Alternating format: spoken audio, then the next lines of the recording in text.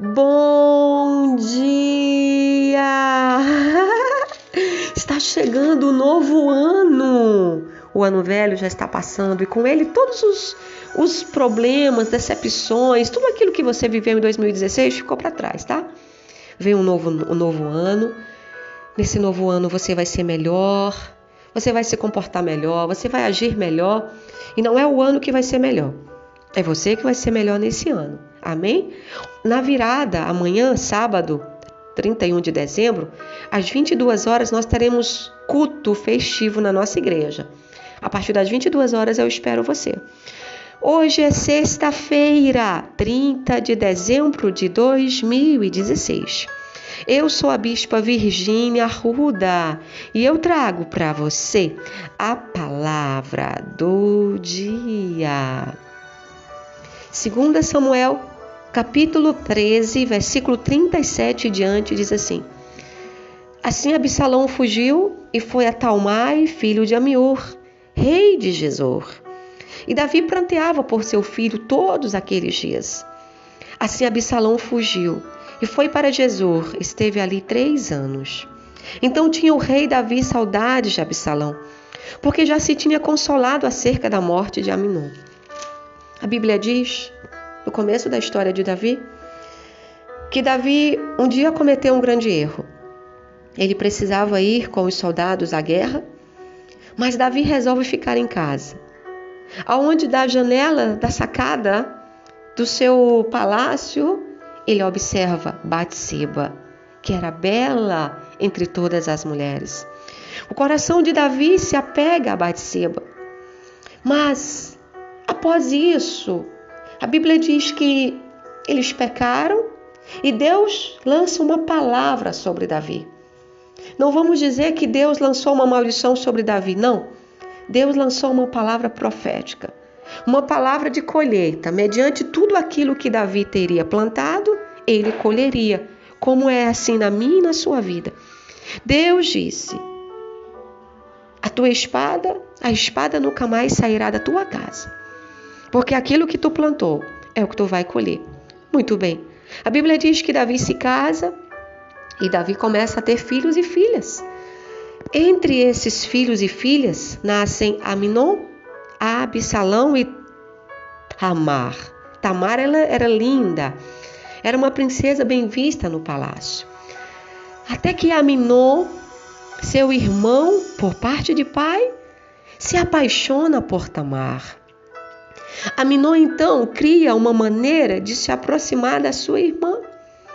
E então ele declara o seu amor por ela, mas Tamar resiste. Quando Tamar resiste, Aminon a violenta. Aminon violenta sua própria irmã. Logo após isso acontecer, a Bíblia diz que Absalão, o irmão mais velho, fica furioso com o seu irmão Aminon. Mas nós vamos ver aqui no decorrer da palavra, e se nós observarmos, Absalão não era tão bom assim, melhor do que Aminon, a ponto de julgar e querer fazer justiça com as próprias mãos. Analisando esse texto, eu entendi que nosso problema é sempre acharmos que somos melhores que os outros. É sempre acharmos que não vamos errar aonde os outros erraram. E queremos sempre fazer justiça com as nossas mãos quando se trata do ser humano, do nosso próximo. Foi o que Absalão fez.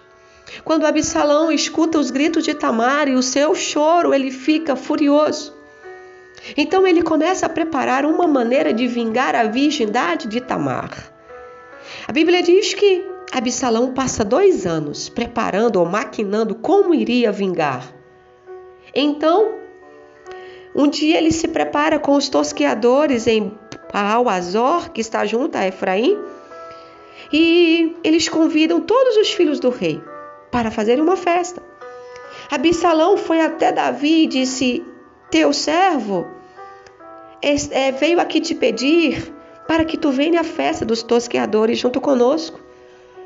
Davi rejeita o convite, mas Absalão, ele já foi intencionado em conquistar o coração do rei naquele dia. Então, com palavras doces, ele tenta convencer o seu pai, Davi, a deixar que Aminon, o seu irmão, que havia violentado Tamar, fosse com eles à festa. Absalão não se contenta até ter um sim do rei. Então o coração de Davi é conquistado pelas palavras de Absalão, pela primeira vez. Aminon é autorizado aí. Só que Absalão no caminho já deu ordens aos seus servos. Ele disse: quando Aminon estiver embriagado, firam ele exatamente no coração. Esforcem-se e sede valentes. Vejamos que Absalão induz os seus servos a fazer o que era pecado e mal. Quantos de nós temos induzido as pessoas a fazerem o que é mal perante os olhos do Senhor? A Bíblia diz que eles feriram Aminon quando ele estava embriagado. Aminon morreu. Depois que Aminon morre, e Absalão se dá conta do que fez, porque as pessoas só se dão conta do erro depois que elas fazem. Nós deveríamos refletir antes de cometermos tal erro. Porque depois que nós fazemos as coisas, já é tarde demais. E nem sempre dá para voltar atrás. Então Absalão fugiu. Ele foge. A Bíblia diz que ele continua fugindo durante 3 anos. São 3 anos de fuga. Depois disso, Joabe, que era o capitão da guarda de Davi, vê que Davi sempre chorava com saudade de Absalão. Então ele arma para que Davi receba Absalão de novo dentro do palácio. Joabe contrata uma mulher que vai até a presença do rei Davi contando uma história. A mulher conta que ela é viúva e ela tinha 2 servos e os 2 servos se embriagaram e no campo um matou o outro. Então ela disse que toda a linhagem se levantou contra ela querendo vingar a morte daquele que foi assassinado. Só que enquanto essa mulher conta essa história, Davi conhecia bem Joabe e as suas palavras. Então Davi pergunta para a mulher: diz-me se não foi Joabe que te mandou me contar essa história. E a mulher confirma que sim. Então Joabe se apresenta ao rei e fala para ele que a sua intenção é que o rei recebesse de volta o seu filho, Absalão, dentro do palácio. Muito bem. Talvez o erro de Davi tenha sido receber dentro do palácio de novo aquele que já havia traído a sua casa uma vez. Às vezes nós insistimos em receber de volta quem nos traiu. Insistimos em receber de volta quem nos apunhalou pelas costas. Mas será que essa é uma boa ideia? Porque a pessoa que faz uma vez, ela vai fazer 2, 3, 4, 5. Absalão, ele achava que era o cara. Ele achava que Aminon era só quem estava errado e ele era o certo completamente, claro. Aminon errou. Mas Absalão deveria ter deixado que Deus punisse Aminon por aquilo. Então o que acontece? Davi recebe Absalão no palácio. Mas quando Davi recebe Absalão, logo imediatamente no capítulo 15 você vê que Absalão começa a aparelhar os carros e cavalos. 50 homens ele coloca diante dele. E então ele começa a observar os campos. E quando Absalão vai observar os campos, o que ele fala para o povo? Ele começa a colocar na cabeça do povo que a mão de Davi estava pesada sobre eles, que Davi era ruim, que Davi julgava mal os povos, que Davi não recompensava o povo direito pelo seu salário. E assim Aminon trazia o coração do povo Absalão trazia o coração do povo para perto dele. Absalão continuava a dizer: se eu fosse juiz, se eu fosse rei, eu julgaria diferente as coisas. Vocês veriam como eu os favoreceria. Absalão estava mentindo, mas ele queria tomar o lugar do seu pai. Então o que acontece? Logo no versículo 16, nós vemos a fuga de Davi. Davi sai de dentro do que é seu para dar lugar ao seu filho traidor. Deixa eu te dizer uma coisa. Não saia da sua posição e não largue a sua postura por causa de ninguém, seja quem for. Sabe por quê? Quem traiu, quem apunhalou, precisa ser punido. Se não for na terra, será pela justiça de Deus. Mas o Senhor quer que você aprenda uma coisa. Tem momentos que é necessário você se calar e observar. Talvez em alguns momentos você precise fugir para Deus trabalhar ao teu favor. Mas no final de tudo, Deus vai te honrar. Deus vai devolver o que é seu. Davi agora pega os seus servos, os poucos que restaram, e foge para não morrer à mercê da espada de Absalão. No versículo 18, nós vemos que vem relatar. O versículo 27 fala sobre a vitória do exército de Davi sobre Absalão. O exército de Absalão é vencido. No versículo 18, capítulo 18, vem falar da morte de Absalão. O que eu acho interessante é que Absalão pune seu irmão Aminon pelo seu erro. Mas em que difere ou em que diferencia Aminon de Absalão? Se Absalão errou mais do que Aminon, Absalão quis punir Aminon pelo seu pecado, mas ele pecou muito mais. Ele matou o seu irmão e tentou tomar o reinado do seu pai. A Bíblia diz que Absalão era um homem tão lindo, ele era perfeito. Não existia outro homem como Absalão. Dos pés à cabeça ele era lindo. O cabelo de Absalão crescia tanto que cada vez por ano ele precisava raspar o cabelo, porque pesava na sua cabeça. Mas aqui, o que acontece?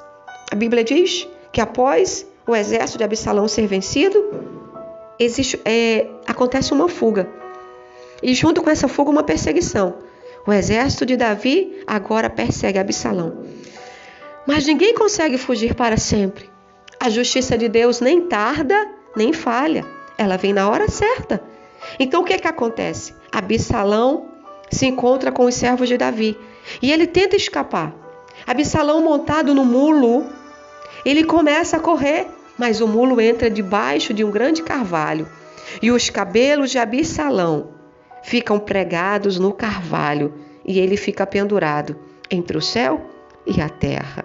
Interessante. Talvez hoje você esteja dizendo: bispa, eu não sei o que fazer com as pessoas que já me traíram, que já me apunhalaram. Deixa eu te dizer uma coisa. Perdoe. O que não pode existir dentro de nós é a síndrome de Absalão. A síndrome de fazer vingança com as próprias mãos e depois sermos piores do que aqueles a qual nós tentamos vingar. A síndrome de Absalão existe em mim e em você. Sempre dizemos que as pessoas são piores do que nós. Sempre queremos punir as pessoas pelos seus pecados. Mas se olharmos para nós, se Absalão olhasse para ele iria enxergar que o seu pecado estava sendo pior ou igual ao de Aminon. A Bíblia diz que Absalão foi assassinado por Joabe e seus moços, pendurado em um carvalho. Você acha que aquele carvalho segurou Absalão por quê? Ali foi a própria mão de Deus. E Deus quer nos ensinar nessa manhã. Não faça justiça com as próprias mãos. Espere em mim, diz o Senhor. Confia em mim. Absalão matou seu irmão Aminon porque ele havia pecado, transgredido o mandamento. Mas ele transgrediu também em todas as ordens. E assim, ele foi punido da mesma maneira que ele puniu a seu irmão. Vamos perdoar, vamos amar e deixem que a justiça de Deus prevaleça sobre as nossas vidas. Então, síndrome de Absalão em mim e em você, nunca mais. Não vamos julgar as pessoas. Não vamos achar que nós somos certos e todos são errados. Absalão achava que estava certo. Ele tentou julgar o próprio pai Davi, que reinava. E a Bíblia diz que Davi era o segundo coração de Deus. Sabemos que Davi era bom, mas Absalão queria provar o contrário. Mas os inimigos de Davi jamais prevaleceram. Como os meus e os seus inimigos, se estivermos na presença do Senhor, jamais prevalecerão. Que o Senhor te abençoe e te guarde. Que Ele faça resplandecer o rosto dele sobre você e te dê a paz. Amanhã, se o Senhor permitir, eu volto na palavra do dia.